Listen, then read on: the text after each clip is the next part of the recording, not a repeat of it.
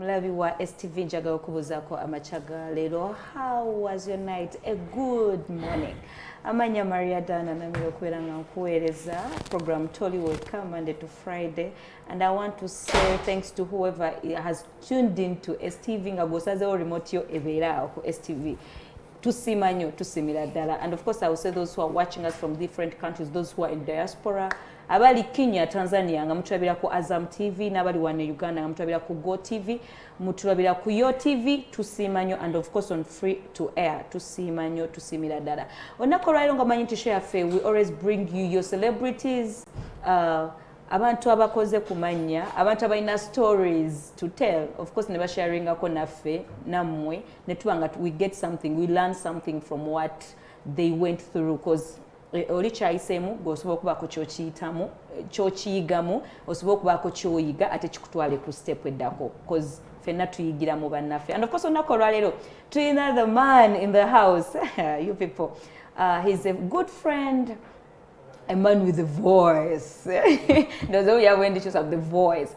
Nti bwaba ayogera bwaba banga muzadde katuse wakataata muwulirire eri ne mmanya taata ayingiddewo. You know, anyway, katsoke tumwanyirize then ndioke mpugambe ebintu byange. And of course we have the Rotalian Dr. Bossa Sambagenda aka byonna agenda bitugamba. You're welcome in the house. Thank you so much.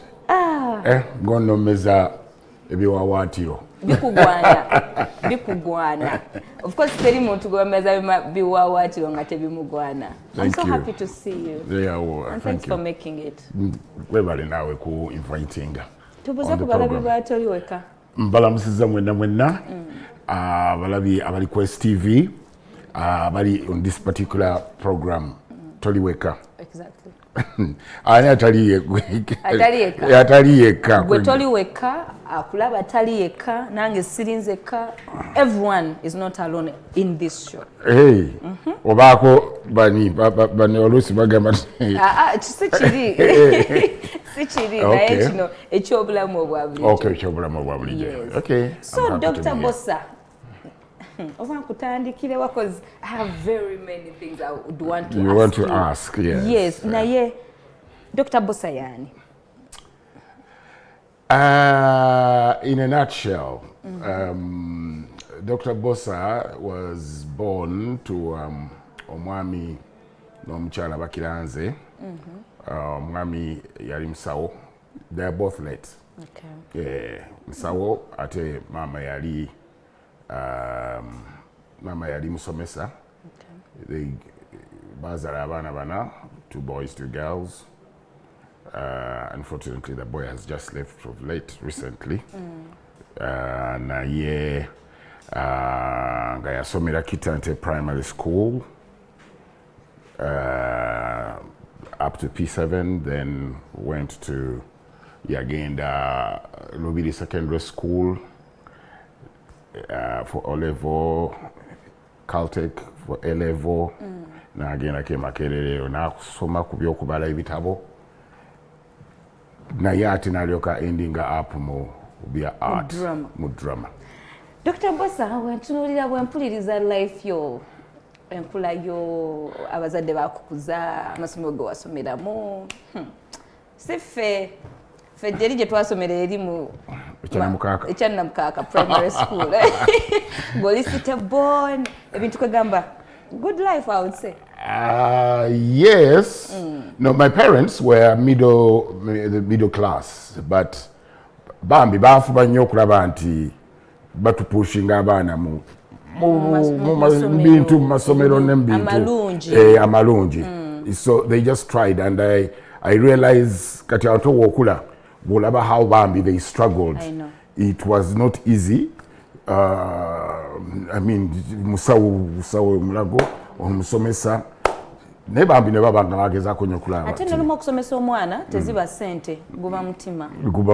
Osanga omuntu ng'alina ssente. Because I remember one thing, nti mu biseera byaffe, I think school fees at Kitante Primary was 150 shillings.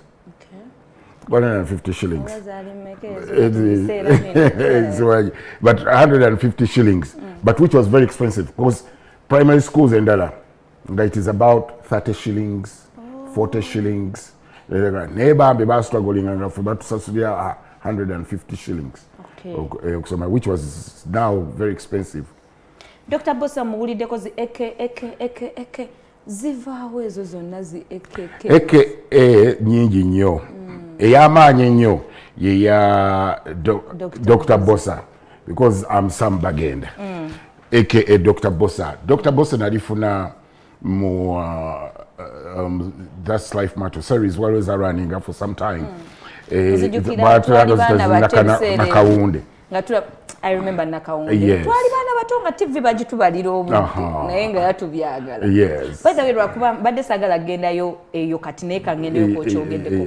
These days drama wa leero lwaki wanjawulo nti drama wedda gwe mwakolanga yali obanga mbenga it speaks reality ng'olaba ekintu ekituufu kyoli kyazannya ng'olaba Nakawunde eddala omunaku avudde eri ekyannamukaaka.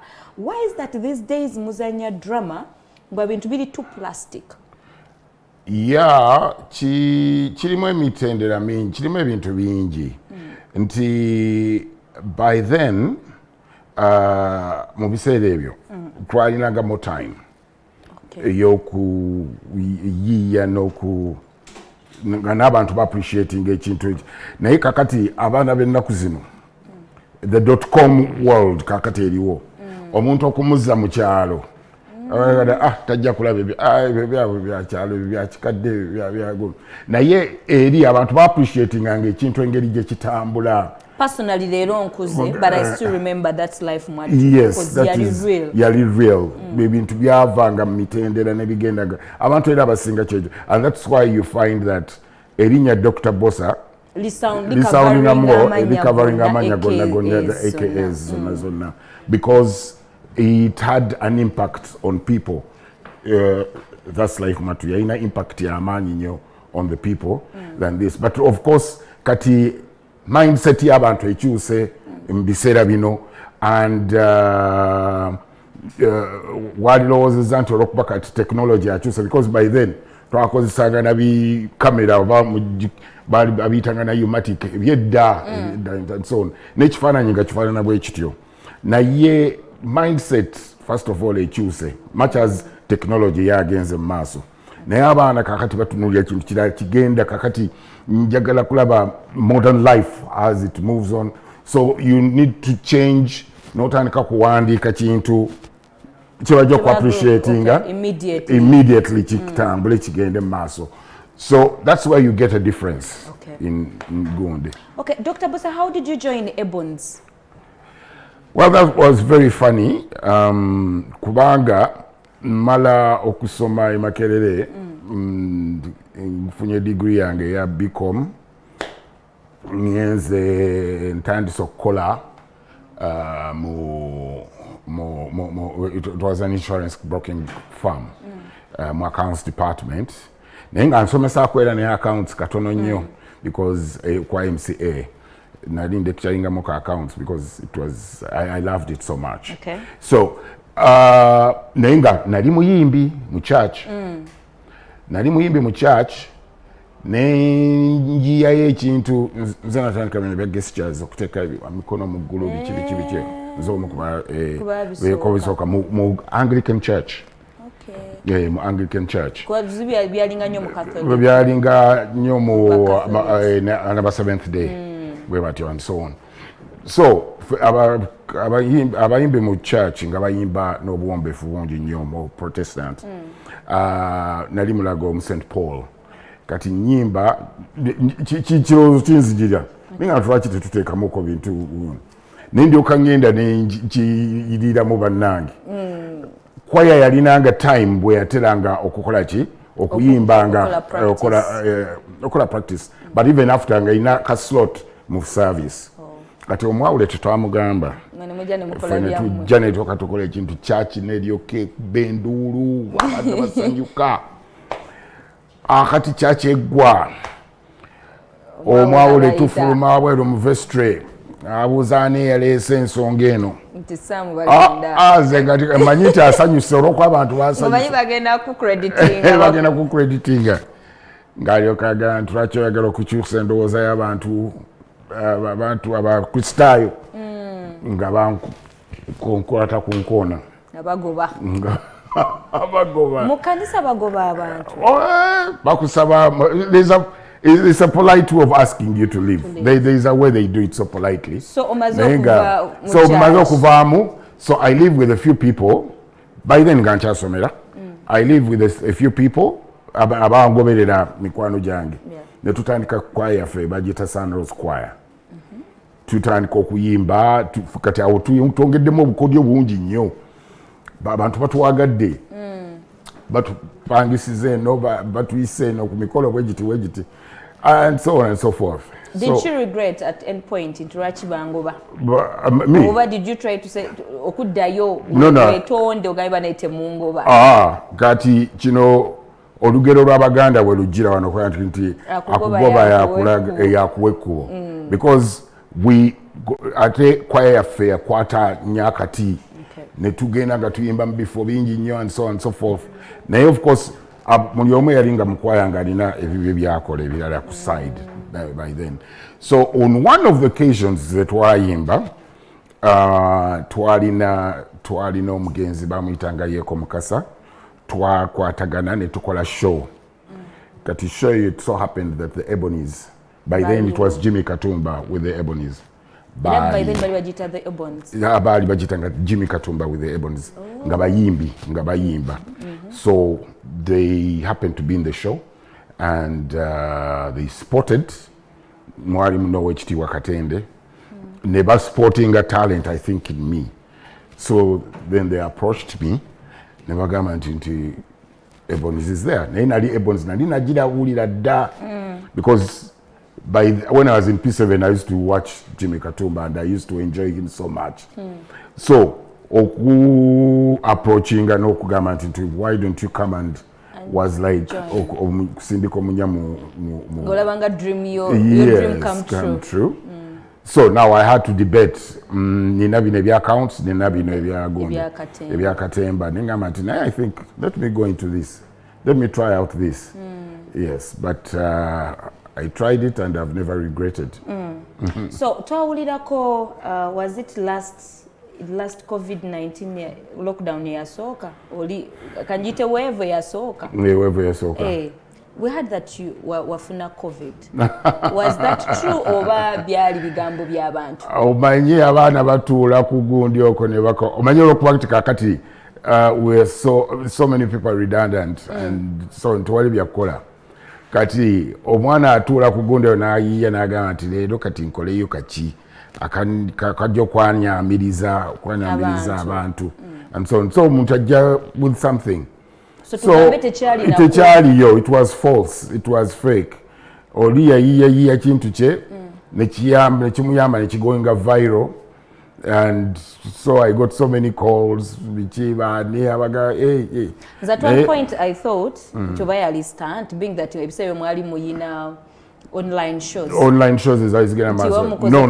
Kamwe basobola okukulaba the return of Dr. Bossa from that hospital. No, it wasn't so. And Emboozi teetaaga nnyo stunts. I mean, twalibadde tukola ndowooza gundi. But erinnya utuna brand, the name itself. Webaga nti Emboozi is going to do something. Already kiba kirina impact yakyo. So tuba tetwetaaga kukola stunts okusobola okuba nti tuyimirizaawo tufuna speaking about the stunts nga gwe omuntu aludde mu media industry mu drama industry okkiririza mu kintu kya stunts Emboozi tekikola naye nga gwe omuntu okikiririzaamu nkitegeera kyogamba no because nalibadde sikikiririzaamu at all because I'm a person who believes in reality. Bwembanga nina abantu 10 mugundi mu show, those are my people who really love me. Nkole ekintu nga mmanyi nti nina abantu who are really appreciating what I'm doing.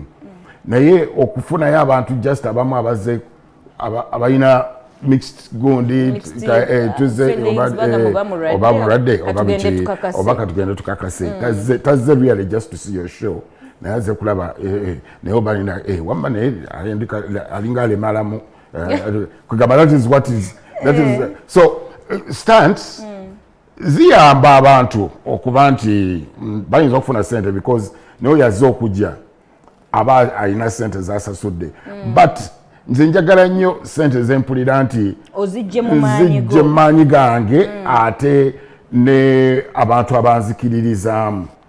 So that's what I would believe. I get satisfaction with you.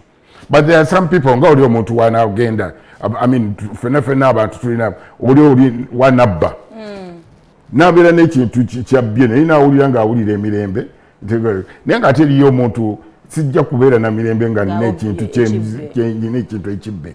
So tulina that but I wouldn't advise omuntu okukola stance ezimu zikuyuwayo buyiyi tomanya zonoona erinnya lyo abantu ne bakutunuulira in another gund oyinza okulowooza nti yes people like me people whatever naye nga bakusunga mu ngeri emu oba endala and so on and it's not so good for your name.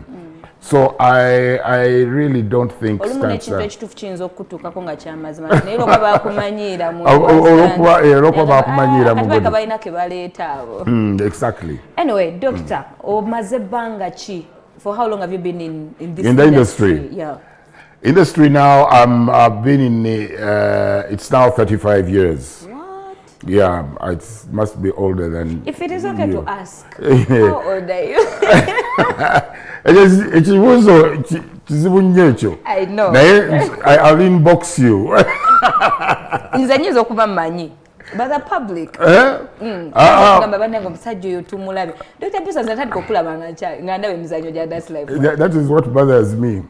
Even when the big man himself came to Yajja now officiating I was celebrating 33 years. Bweyajja as the chief guest to bless my occasion.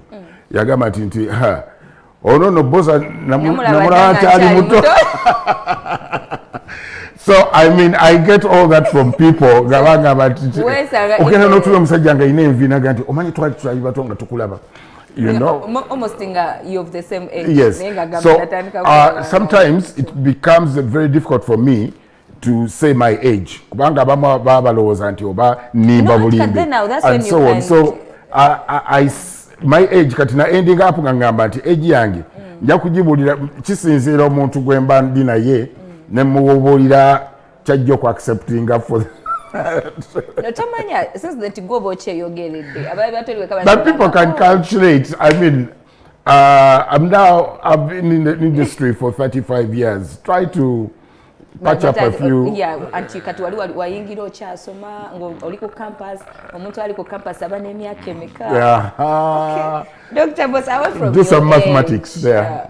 Kubanga lyomaze emyaka 35 gyomaze mu this industry. Owulira otya mulinga waliwo abaana abapya abajja mu industry nga they're doing the same thing that you're doing. How do you feel? That is the best thing in my life. Mpulira emirembe miyitirivu nnyo nsanyuka nnyo. I am one person kakati agezaako.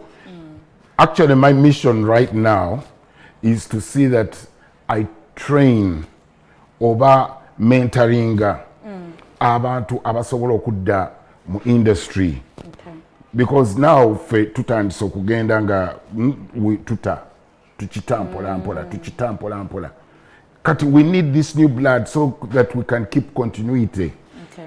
We need some Dr. Bossas basigalewo nga olowooza banasobola okukola erinnya eryo nga bwe your brand nti ne bw'obeerawa and you just say the Ebons or no even you just say the Ebons Dr. Bossa like I know olowooza banasobola okukikola being that nti era ekintu kwemu ekintu kye mwakola kyazimbibwa ku biri bye mwasooka byali original. No kakati kino always kino I share this with my people out there. Okay. I have got Bajita the 5 iconic Bajita we call it my iconic formula of life.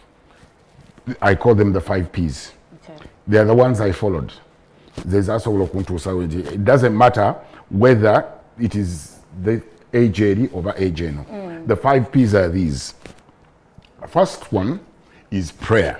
Okay. Always pray. When you are close to God, He'll always give you a jaku answering. 2, passion. Love what you're doing. Always love what you're doing. Chiwe ekintu kyokola chiwe love. Tekijja kukubetrayinga. Era kijja kujjanga kyegenda kyatiikirira and so on. Most nze mbeera awo nengamba nti because me I love act, I love what I'm doing and so on. Yeah. Sikaka kintu kyonna, but I see people appreciating what I'm doing. So it is because of that passion I put in. And it applies to muntu kyonna kyakola. Okay. Kasitotekamu passion, it definitely will work out. Then patience. Obugumiikiriza bwetaagisa nnyo. Abaana ennaku zino problem eri nti jaga kuvuga mmotoka ngeya Dr. Kamiri. Yakayingira ninjade tamanyi musajja gyavudde and so on. So there's a lot. Patience is very, very important. Persistence. Okay. Always the miracle. Naye abaana b'ennaku zino problem bayakatandika naye kintu kirabika kati kifuna ngende ku kirala naye kintu kirabika kati kifuna ffe twalemerako. I used to work for rehearsals nga nva e Kabowa nentambula paka Bat Valley nga ntambuza bigere olwokuba okyagala ate n'okiremerako ninga tolina anize ekintu kyonna naye ogenda for rehearsal n'ogenda ku rehearsal n'olyoka otambula and you're not even yet sure nti oba onoozanya ekyo yes oba banakukkiriza onokizanya and so on ng'oluusi ndaba nga nkoye nga nyinza okutasobola kutambula noloko walingawo akameeme by then bu taxi nga buliko akameeme n'olinda omuntu anakukwatibwako ekisa n'agamba nti akameeme nga katera kuba kabwereere anakuteeka ku kameeme awo osobola okukola ki okugenda. So etanuulo eyo. Now the last P is positivity. Okay. Always be positive in your mu bintu byo byokola mu bulamu. Kasita otandika okwegira nti bannange ate ewaffe era tewali yavaayo era nange sirowooza nti naasobola okugezezaako biganye ekyo kire. Always be positive. Yeah. These 5 P's, even if you apply them, I applied them and I don't regret. Now n'abaana b'ennaku zino and so on, if they apply them differently, stardom and so on will come their way. Of course. So Doctor, ku nsonga ya kuba ntino oludde mu media mu industry, yeah. And you've been so relevant to the audience, to the public. Okikoze otya nti yadde nga abaana abato bano bajja still oli wa mugaso nti okyayimiridde nti weboogera erinnya Dr. Bossa, they speak brand. Okikoze otya okuba nga okimaintaininga tetulyanko nti Dr. Bossa bamukudde akola kino for all the 35 years emyaka egyo si mitono sinaba nagiweza naye obaddemu sinagiweza kyali kito kakendezeeko bannange nekuziza nnyo ekyo kya industry. Okay, so anyway. Ebbanga lyonna lyobaddewo nga you're still relevant to the industry. First of all, the most important thing is the Almighty God. Okay. I mean, He has protected me and guiding okuba nti I live an exemplary life. Okay. Yes. I have kwegamba kinyambye nnyo oyo Katonda oyo. Then secondly, my parents. Okay. Engeri gye batukuza mu very staunch Christian. It was a staunch Christian atmosphere. Then ne Ebonies. Okay. Engeri gye nkuzizaamu. It was founded by a strong foundation in a discipline, in a family. So founder yagitandika bulungi. So being part of the family ya Emboozi nakyo kinyambye nnyo okuba nti I'm careful. I make sure I live an exemplary life. I live a life. Abaana kye bajja kukola ki? Okubanga batunula and so on. Then the last one is of course my lottery family. Nti nabo balina values is a good engaged life webeyisa mu public and so on. So ebyo byonna bingaidinze okuba nti bisobola okutuuka ku kyogamba mpola bwentyo naye okusingira ddala Katonda oyo asobodde okungaidinga okutuuka wano. So Doctor, omulembe guno tulaba abaana bangi bayingidde drama. Tutandise n'okulaba abayimbi abamu in this season bavudde kuyimba kati bajoinize drama, because when you watch on their YouTube channels, TikTok, bakola drama mungi. Some of them are not professional. Okay, fine. Like wale tuwe bakola ngolaba ngogamba bano batutira industry. The industry rajeta. Nga gwo omuntu aludde mu industry eno, how do you feel when you see someone akola ekintu nga mutufu naye bw'okiraba kikunyiiza muli ogamba lwaki teyasoose ne yeebuuza ku bantu olowooza kino kitwala wa industry kigizimba oba kigisuula? Kigisuula because abaana kati muli omu atandise okwekaringa nga bwayagala and so on. So it's a pity, especially Gundi are playing a big part because the COVID beat Gundi jetulimu. Yeah, true. Because of redundancy, abantu bali awo tebalina kyakola. Muli omu abuukira kyonna kyayagala. I have this Gundi work kibanga ki Katonda ayambye COVID n'agira n'akendeera. We need to get all people who feel like they love art, abalina that interest, tuba training, tufune a training ground somewhere. Tukati tuba taking it back, okubalaga virtues ne Gundi is a drama, is a art generally. And no kuba take her back in line. That is my hope. Nti bwe bibanga enseeteredde nga tuzzeeyo, we need to find a way engeri gye tuyinza okukuŋŋaanya abantu bano abalina interest in this thing. Okubalaga line entuufu nti I think this is the right path in order to go to stardom. Abamu balowooza nti okukola obukolomondi bwe buti nti awo nja kubanga abamu we batunula nga basekerera. You know there is a difference between okuseka ng'onyumira n'okusekerera omuntu. Kati oli ye baba bamusekerera ye n'alowooza nti I think they are appreciating what the teacher akola and so on. Naye nga tebamusekerera busekerezi. So we need to get all those things back. Okubiteeka mu bantu bonna abalina interest in the, because Uganda is very talented, I'm telling you. Tulina but talented people. Nze nengenda netunuulira Nigeria and so on. No laba nogaa nti ati kyali baddewo ekiti naye ng'olaba nti Omunayuganda yandisobodde okukikola bwati. It's just first of all resources tuzirina and ne guidance gyetulakinga bulungi, gyetuba tulakinga.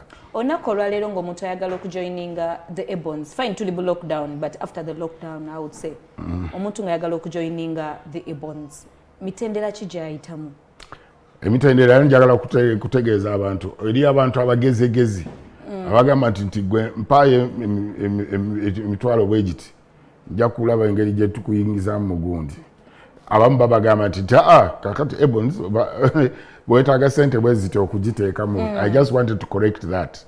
Abantu abamu ugenga nti sebo sente babagamba nti sente mmeka okuyingira mu Emboozi. No. Emboozi okuyingiza mu tugenda ku mitendera ng'esatu. What we look at is oluusi waliwo tuyinza okuba ne production nga tulina particular character gye twetaaga naye nga tetugirina mu pool mu bantu baffe ne tuba nga tulina okugisosinga. Yes. Tuli bangi naye ate waliwo a particular character gy'owulira nga gy'oyagala for that because Emboozi we really believe in authenticity. Kyekitubeezezaawo nti tukola ekintu ekiri real authentic tetujja kukwata muntu tumusiigeko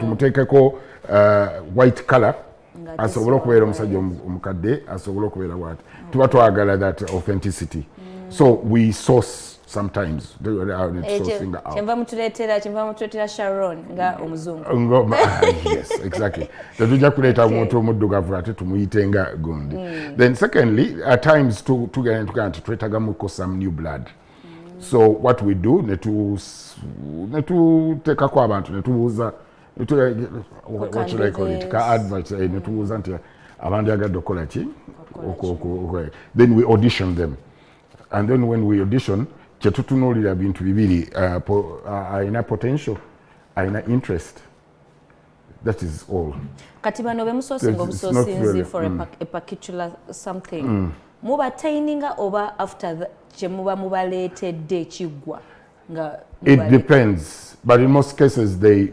basigalamu naye aba alina option aba ayinza okujja naye sometimes oba yingira mu family woyingira mu family ebons sometimes okugivaamu onyumirwa so they end up nga basigadde mu gundi but bali it's basically interest na potential tetwagala nnyo there are no qualifications nti ono alina gundi degree bweziti ono alina ki no tulaba potential ne interest and so on. Yes, I think the Nkole Ndala, well, what was this? But I think those are the main ones. We source out, then sometimes twagala some new blood. Of course, yeah, waliwo omuntu omu ayinza okujja yenga zebuzinga agamba nti bannange nina ekintu kino enjagala kubeera nina art but we also audition you netulaba because the most important thing is interest. Wabanga tolina interest.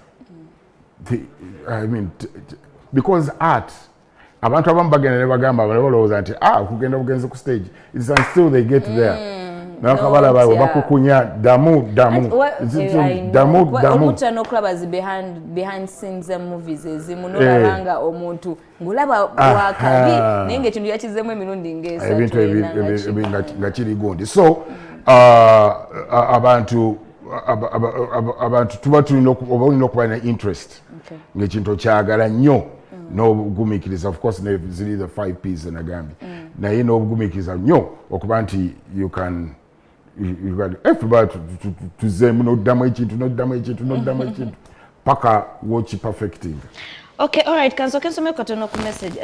Waliwo wano Angabira Shakira agamba I love you Mr. Bossa. I am. Mostly when he acts like a Haji with many wives.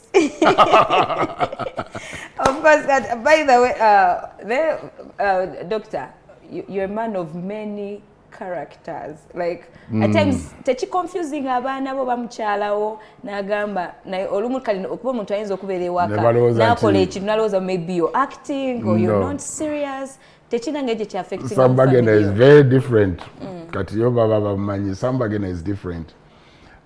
My children sometimes come to used kati some of them are out and so on but they used to come to my shows nenga they like bakwayo nedadde tusinga wakoze bwoti nga bakwamuko those positive criticisms mugonde in one way or another yeah so they don't confuse my character. They know there's some bagenda who is now a father who takes them to school and so on.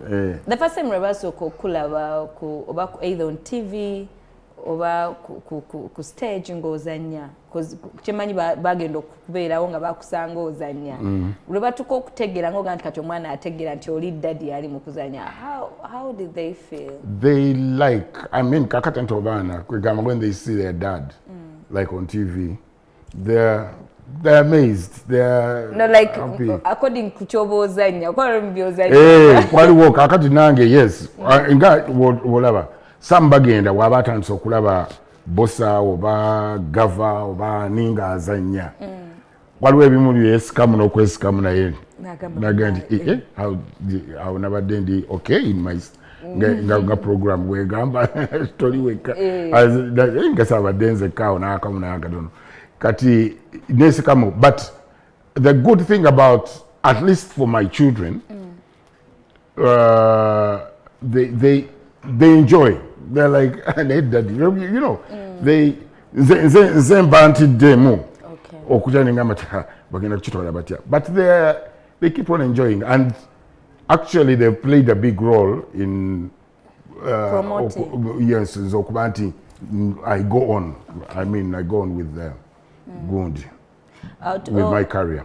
Gati abana nga olaba ngoli mu baana bo bennyini. Is there any time wali owulidde konti omwana ono alabika ayagala ekintu kino tuba mu baana bo nga there is someone after you? Yes, I have never. Abana bange, they are very good criticisms. But for them, okugenda mugundi, okuzanya, they wouldn't. But now about them by some primary, they have been good dancing, baby to traditional dances, bichi. But as they keep on growing, Bona have ended up nga tewaliwo n'omu agamba nti agenda ku ending up mu drama. Dr. Bossa, okumanya biki byofunye byewenyumirizamu byoyinza okugamba nti if it wasn't me kubeera mu katemba, kubeera mu mazina, kubeera musanyusa w'abantu sandi bifunye? Bingi naye kisookera ddala naye badde sisobola kutuula na Maria wano nga tuli ffenna nga tuli bamukwano. Nange tonsussa nange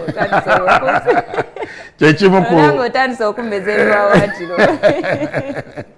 Kyekimu ku bisooka ekyo nakyo nkyebaliza Katonda. I mean, if I wasn't the Dr. Bossa, Maria yali badde ampita okujja ku program ye yali badde tandabawo. So that is one good thing. What I'm trying to say, I've got friends. Okay.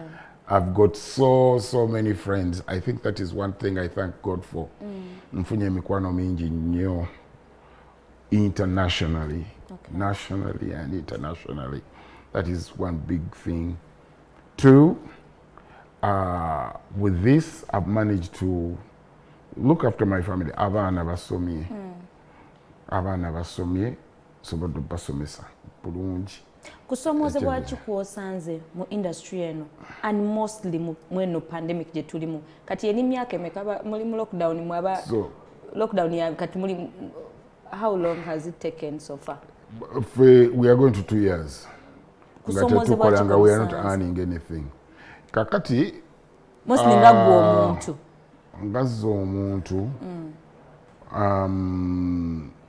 bingi. I feel like I'm a bit retarded because it's acting and so on. Ngawonolaba ekiyumba ikendeddemu okuba.